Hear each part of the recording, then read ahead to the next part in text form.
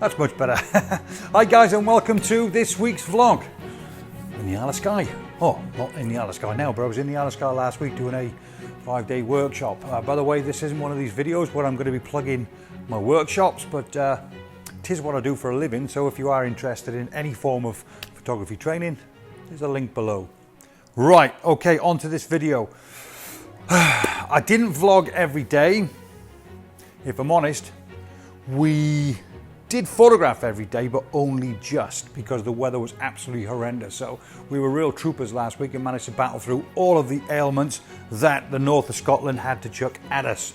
So a very interesting week was had, but if I'm perfectly honest, I'm happy with the results. There's about 14 or 15 pictures throughout the video for you guys to peruse at, and I think they're okay. I think under the circumstances we did a pretty good job. I'm sure you guys will tell me otherwise in the comments below, but please leave a comment. I love the interaction. Oh, by the way, you may have noticed, but everybody who leaves a comment, everybody gets a reply from me. Anyway, grab a cup of coffee, enjoy the video. By the way, I was thinking about maybe dividing the video up into about 4 or 5 videos. I haven't got time to do that, if I'm perfectly honest, so I just thought, what the hell? Let's just do a little bit of an introduction at the beginning, explain to you guys what the video is all about, and then encourage you guys to grab a cup of coffee, sit back, watch and enjoy. Simple as that. Enjoy. Hi guys, and welcome to this week's vlog. We're back in the Isle of Skye.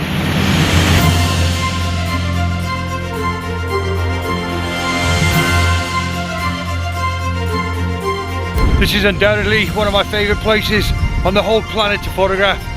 But it's a windy one and it's a wet one too. This isn't wet. This is pretty normal for Scottish standards.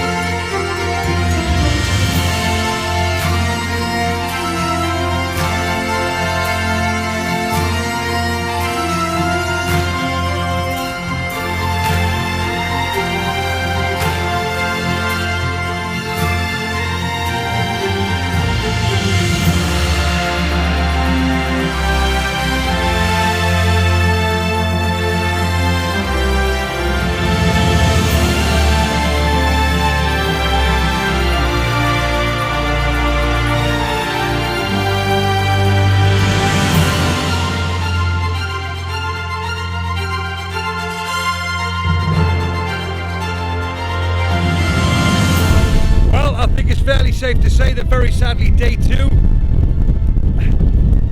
rain stops play. No other way of saying it, I suppose, really. Rain stops play on day 2 here in the Isle of Skye. Very, very sadly. Oh my god, it's blowing a gale. It's horrendous.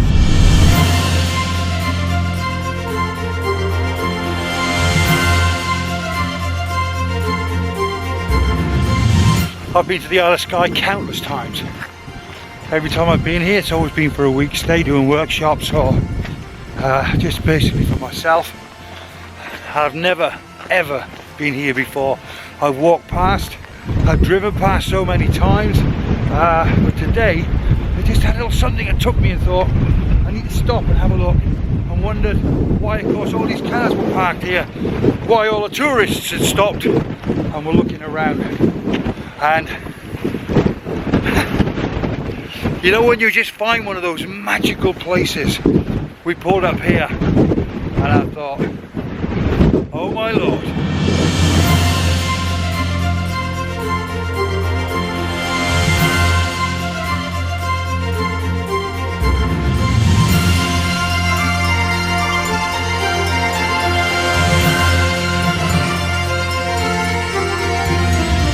Just when you think you've seen it all, oh my god, it just gets better.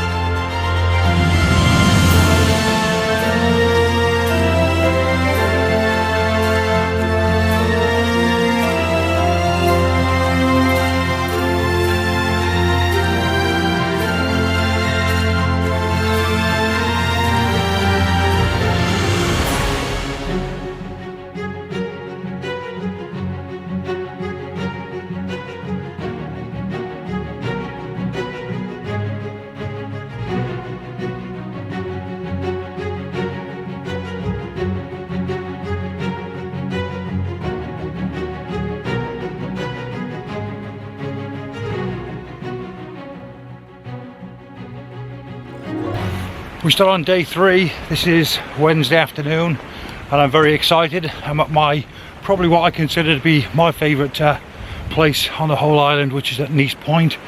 But I think if you spend a bit more time and actually go away from the cliff edge where you shoot Nice Point from a distance, you'll get some fantastic shots. Something I did last year, but something I want to do again this year.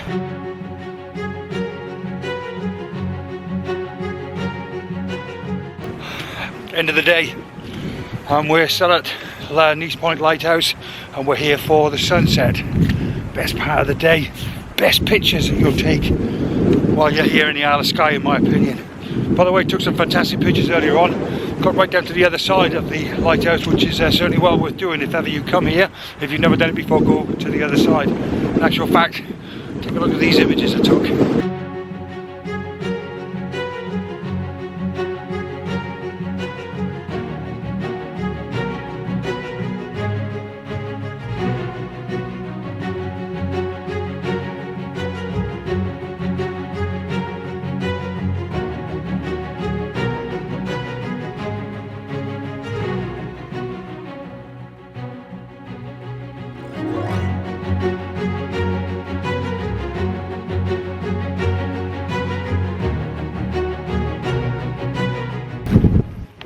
Away from our sunset. I'm taking pretty much an iconic shot. We've taken all the other shots from around the back, as I explained earlier on, around the back of the lighthouse, which I think are absolutely fantastic. There's just so much drama in there, it's unbelievable. But these shots I'm going to take now, they're pretty iconic shots, albeit the more iconic shots are further across to the left hand side of the cliff edge from where I currently am, but I prefer to come further back, that way I get a much wider, longer sweeping shot.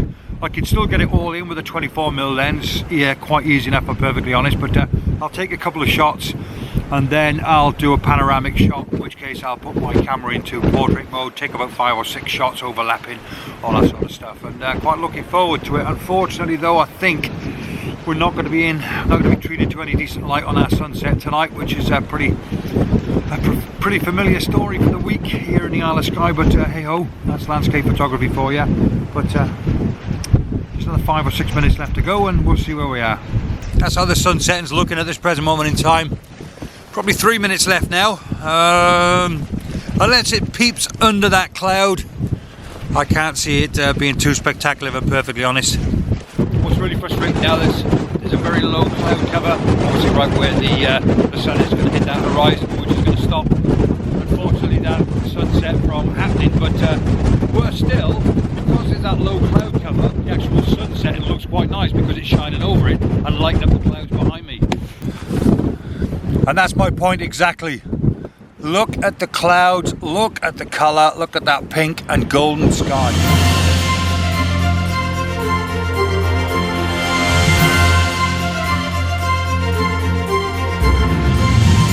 Hi, it's me again. This is a 30-second plug for somebody else's channel. As you know, if you're a subscriber to my channel, every week I like to plug new up-and-coming channels, okay? This week, do not fast forward, do not switch off right now because you do not want to miss this recommendation. The guy photographs wild bears, he photographs wild owls, and he's a landscape photographer, all of which he does fantastically well. His videos are brilliant. He has a really laid back personality as well, and that comes across in his videos. His channel is very new. His channel, at the time of me recording this right now, only has 546 subscribers, but that's only because his channel is new. Trust me, this channel will explode. So do me a favor, after you've watched this, and only after you've watched my video, click on the link below. I'll leave a link below to Steve's YouTube channel and go and give him some love. Watch 2 or 3 of his videos, and if you like what you see, give him some thumbs up. More importantly, consider subscribing if you think his content is worthy of it.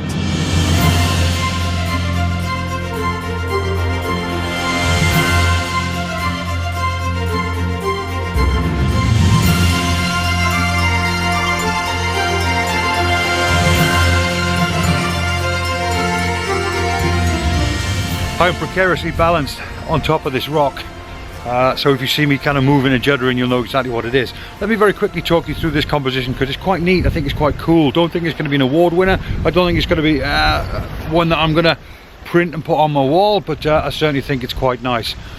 I've come away from the ruins. The ruins are on my right hand side, and I'm going to do a panoramic sweep all the way across, revealing the mountains in the background, ending up with the cliff edge on the third on the left hand side. In the foreground I've got all these rocks, some wet ones, some dry ones, and also furthest left in the frame, it's not quite a third because I'm not far enough back. I can't get far enough back, but I think it might make a nice bit of foreground interest, and that's this great big boulder with a lot of yellow seaweed on the top there, and I think that's quite nice. So that's my panoramic sweep. Let me very quickly talk you through my setup. Got my trusty 24 105mm lens on there. I tend to shoot 24mm. I tend not to shoot wider than 24mm. I've got a 12mm lens. That's an ultra wide angle lens, but if I'm honest, I don't particularly like the results, and I've got a very good 12mm lens. There's just something about landscape photography with ultra wide angle lenses. I prefer to do what I'm doing now, and that's just stitching these photographs together and make a nice landscape that way in Photoshop. Okay, let's talk you through my settings. I've got a 5-second exposure on here, and the reason why I've got a 5-second exposure is because when I sweep across to the sea, I want the sea to be nice and smooth. If I'm honest, look at that sea. We're in the Isle of Skye. The weather's been horrendous all week. The wind has been blowing pretty much like it is now. The wind has been horrendous, the rain, the storms. It's been the worst week I've ever had at the Isle of Skye. But we still battle through, we've still got some lovely pictures. But I've never seen the sea as calm as that. 5-second exposure, like I said a second ago. My aperture at this present moment in time to enable me to get a 5-second exposure is at f16. I focused on roughly a third of the way into the frame because the foreground actually looks quite busy, but a third of the way into the frame will render all of the frame in focus, certainly at f16 anyway. And my ISO is down to 50. Again, I've got my ISO right down to enable me to slow my shutter speed right down. I've got a 0.9 and a 0.6 grad filter on there to bring that light and that information down in the sky, and that's it. There's no polarizers. I tend not to use polarizers. A lot of people ask me about polarizers. I'm not a big fan of polarizers, but I do have polarizers. I have a Lee polarizer and so on and so forth. I might start taking some pictures with it back on, but I tend to find what you gain with a polarizer you can replicate in Photoshop, except of course taking the sheen off the water. If taking the sheen off the water is your thing, then you need a polarizer. Me, I prefer, of all things, I tend to add sheen. It's a bit weird, but I tend to add sheen. But I'm not against polarizers. Don't think for a minute I'm against polarizers, but yeah, I like this shot. I like this shot a lot.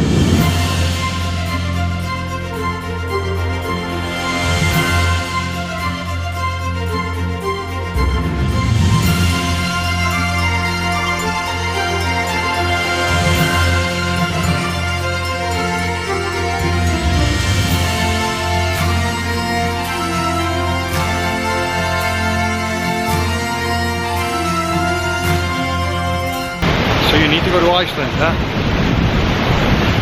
Take a look at that.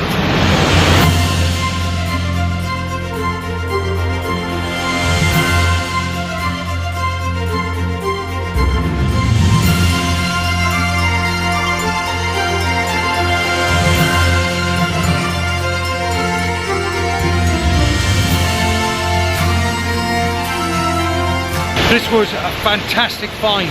We're digging down deeper and deeper and deeper. We've ended up at a place like this. Wow, that's all I can say. It's absolutely wow. And I'll repeat myself over and over again. It's hard work, but with hard work comes fantastic rewards. Fantastic rewards.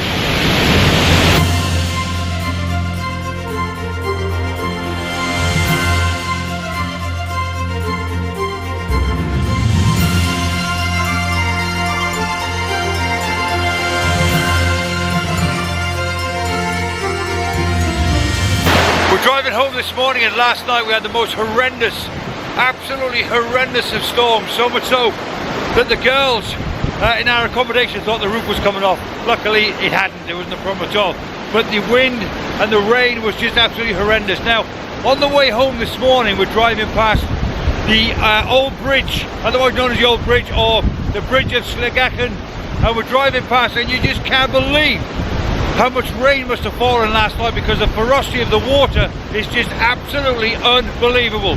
So much so, even though we're driving home, I just had to stop and take a picture. Just take a look at this.